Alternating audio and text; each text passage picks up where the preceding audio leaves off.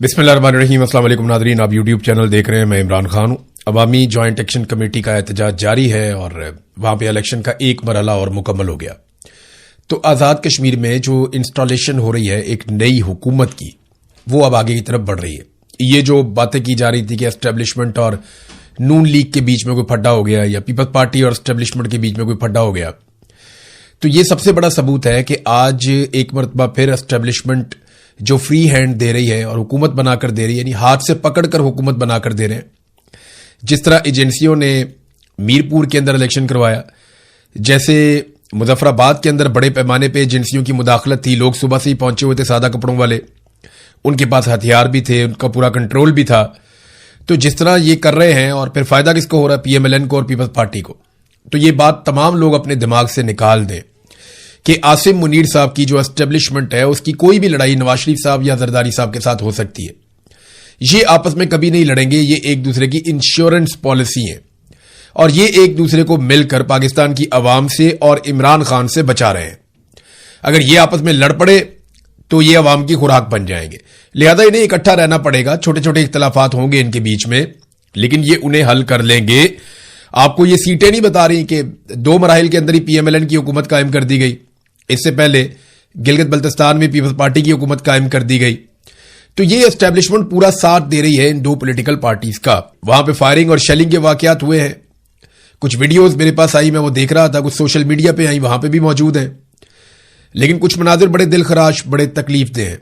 जिस तरह अंधाधुंध सिक्योरिटी फोर्सेज फायरिंग करती हैं आजाद कश्मीर में, उन नौजवानों पे आफरीन है, वो उस जगह को छोड़कर भागते नहीं, बल्कि वहां खड़े रहते हैं, वो मुकाबला करते हैं।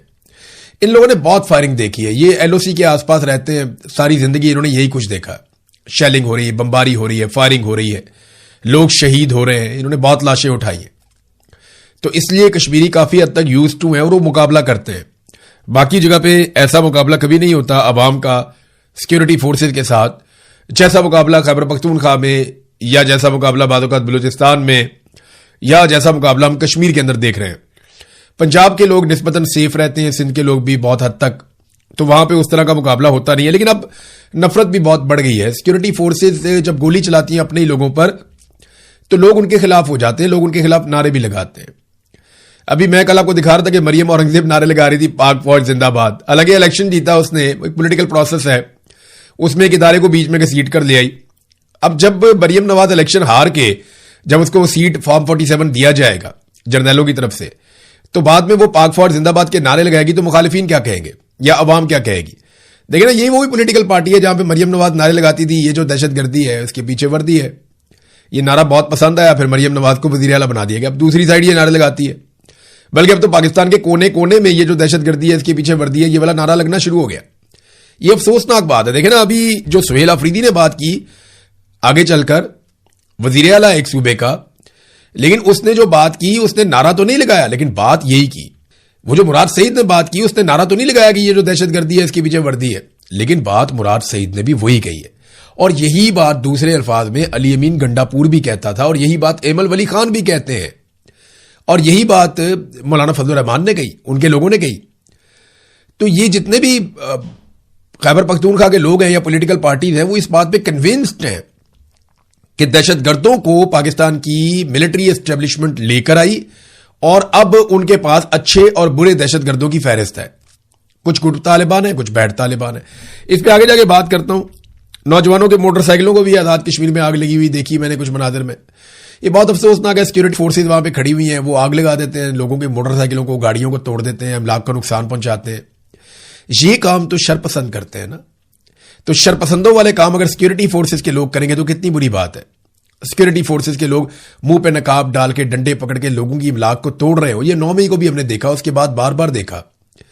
यही सारा कुछ हमने डी चौक में देखा, यही सारा कुछ हमने देखा मुरीदके में, और यही सारा कुछ आज हम देख रहे हैं आजाद कश्मीर में। लेकिन इन सारी चीजों के बावजूद ज्वाइंट अवामी एक्शन कमेटी के लोग मुज़ाकरात करना चाहते हैं। वो आज भी मुज़ाकरात में बिलीव करते हैं। इतने लोग शहीद करवाने के बावजूद, उमर नज़ीर कश्मीरी का भाई उस्मान नज़ीर कश्मीरी शहीद हो गया। एक भाई के लिए कितनी तकलीफ दे बात है, बहुत बड़ा जख्म है, बहुत बड़ा दुख है कि मैं तहरीक चला रहा था, उसका हिस्सा था, मेरा भाई उसमें शहीद हो गया। इसके बावजूद वो कहता है जी मुज़ाकरात करें, बात करें, बैठें। کسی نتیجے پر پہنچے، وہ اپنے لوگوں کا مزید خون نہیں بہانا چاہتا۔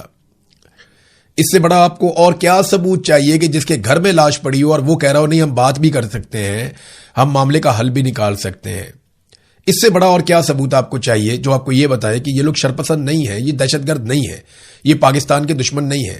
یہ جو گرے لگا دی ہیں نا خواجہ آصف جیسے بندوں نے، یا شہباز شریف نے، یا فیلڈ مارشل عاصم منیر اور اس کی ٹیم نے، یہ جو گرے لگا دی ہیں نا، یہ ہاتھوں سے تو لگائی ہیں، یہ دانتوں سے کھولنی پڑے گی ان کو۔ اور بلاول کی حکومت ہے نا وہاں پہ، آزاد کشمیر میں حکومت تو بلاول کی ہے، اسی لیے لوگ اس کو ریجیکٹ کر رہے ہیں۔ نون لیگ کو سادہ اکثریت دلوا دی گئی 2 ہی مراحل میں، پیپلز پارٹی کو، یعنی یہ اکیلے بھاگے ہیں دونوں اور ان کا مقابلہ یہ نہیں کر پائے، ووٹ لے ہی نہیں پائے۔ جعلی فارم 47 ان کو پھر بھی چاہیے تھے۔ بلاول جناب باہر ہو گیا حکومت بنانے کی ریس سے، اور پی ایم ایل این جو ہے وہ 2 مراحل کے بعد ان کو یہ سہولت دے دی گی۔ میں نے آپ کو کہا تھا کہ جو سیکٹر کمانڈر ہیں بریگیڈیئر فائق آزاد کشمیر میں، نواز شریف سے بہت عشق کرتے ہیں، وہ بہت پیار ہے ان کا، نواز شریف سے بہت زیادہ پیار ہے، اتنا پیار ہے کہ وہ اپنے قریب یا ان کے پاس جو قیدی بھی جاتے ہیں ان کو جا کے بھی وہ نواز شریف کی تعریفیں کرتے ہیں اور ان کے لیے تبلیغ کرتے ہیں۔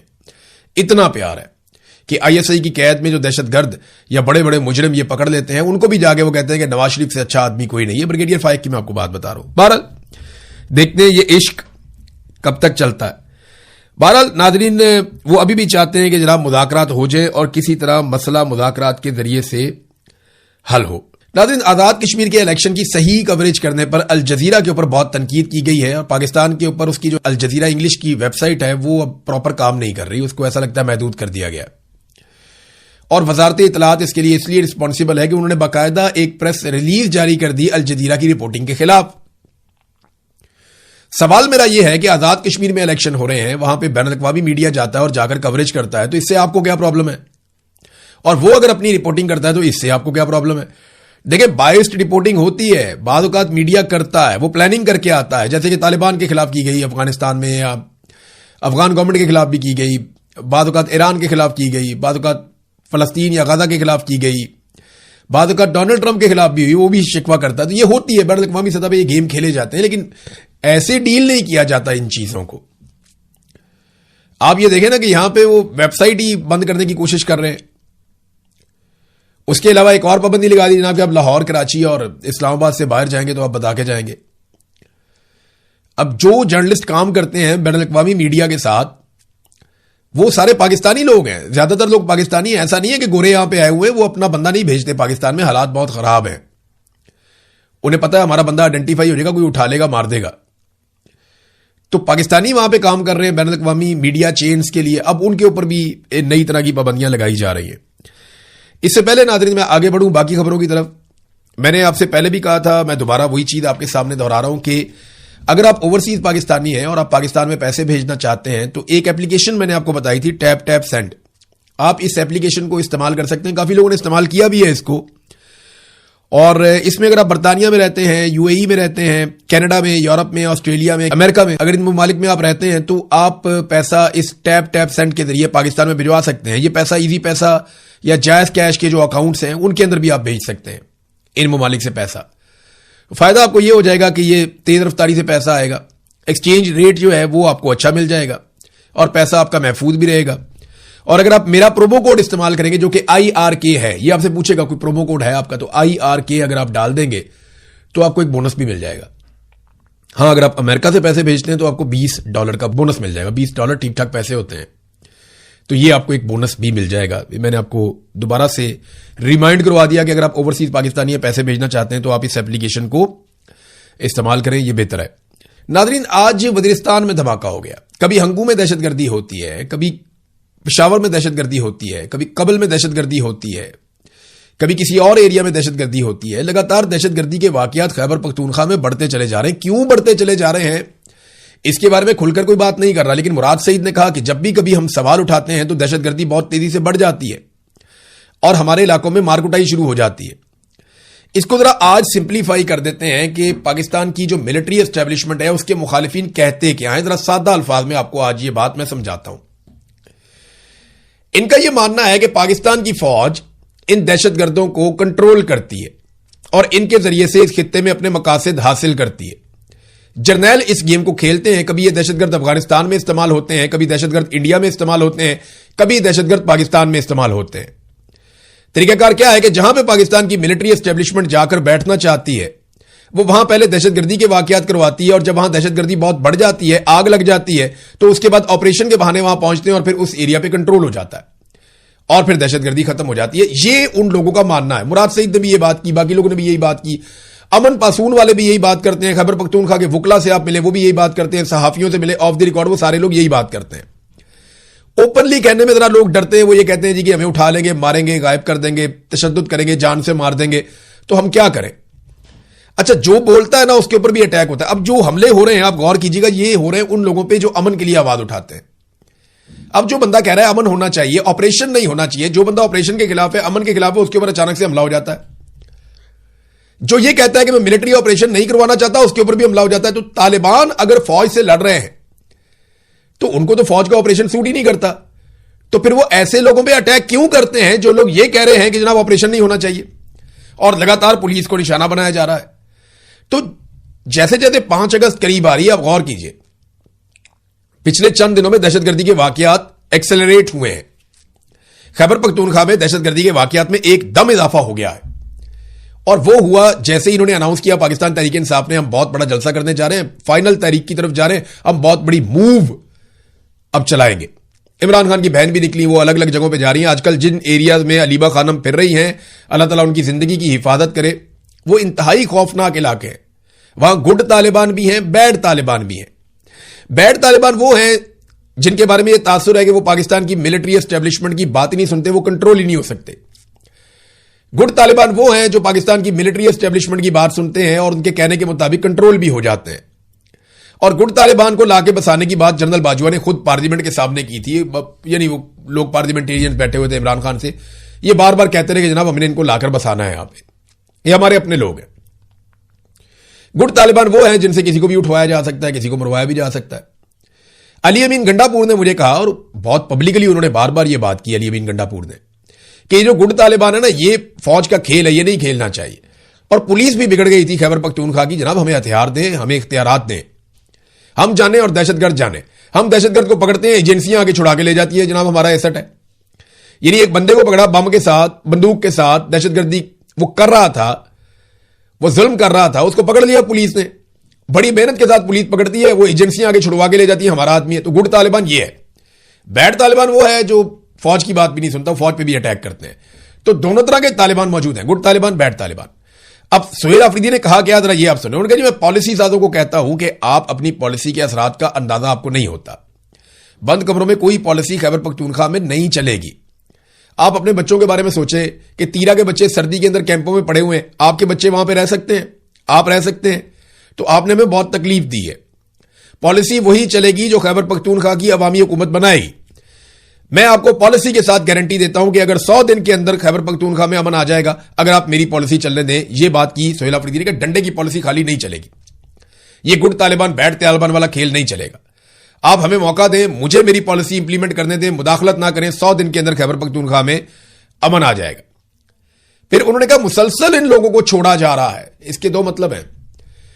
ایک تو ان کو چھوڑ دیا کھلا کہ جو مرضی کرے، دوسرا یہ ہے کہ ان کو باقاعدہ بھجوایا جا رہا ہے کہ یہ کارروائیاں ڈالو، جان بوجھ کر چھوڑا جا رہا ہے. سوات میں جو ہوا، بنیر میں کچھ ہونے جا رہا ہے، ہنگو میں واقعہ کس کی غفلت کی وجہ سے ہوا، دیر کا واقعہ ہوا، پولیس ان کو بلا رہی تھی سیکورٹی فورسز کو کہ آؤ آگے ہماری مدد کرو اس وقت، لیکن کوئی نہیں آیا، وہ نہیں آئے.